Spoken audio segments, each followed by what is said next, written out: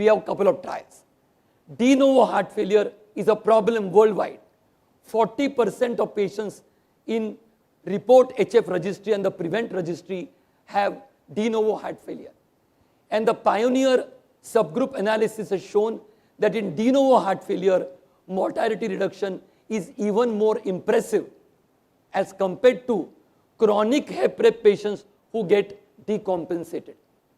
So de novo heart failure benefits earlier and magnitude-wise more with ARNI therapy. Transition study was done exactly to address this issue, whether de novo heart failure patients will benefit with ARNI. This trial was done for de novo heart failure patients. The subgroup analysis shows this slide that adverse ventricular remodeling, which Dr. Chopla was alluding to so vividly in his inauguratory talk, reduction in left ventricular dimensions, reduction in left atrial dimensions, improvement in ejection fraction with ARNI was far superior than with enalapril.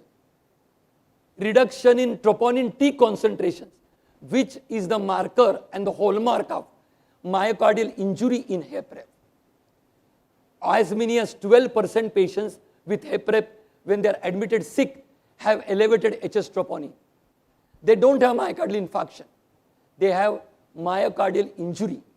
The injury is reversed with ARNI.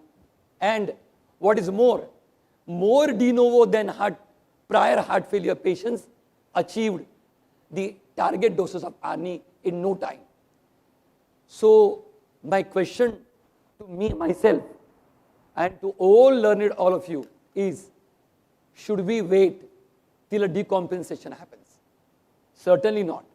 Should we wait for the first follow-up? Not really. The moment the patient is little stable, out of the ICU, about to be discharged 3 days down the line, start ARNI. Because that time the patient's mind is vulnerable and he will stick to the ARNI therapy for longer time than when the ARNI started in the OPD in your consulting room.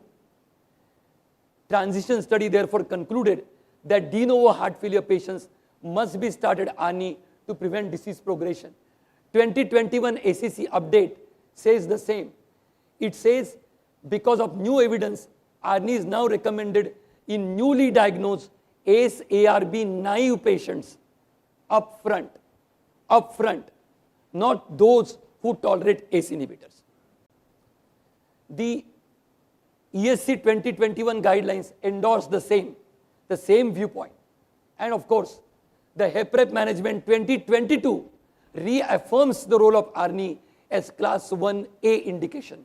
It has moved up a notch from class 1B to class 1.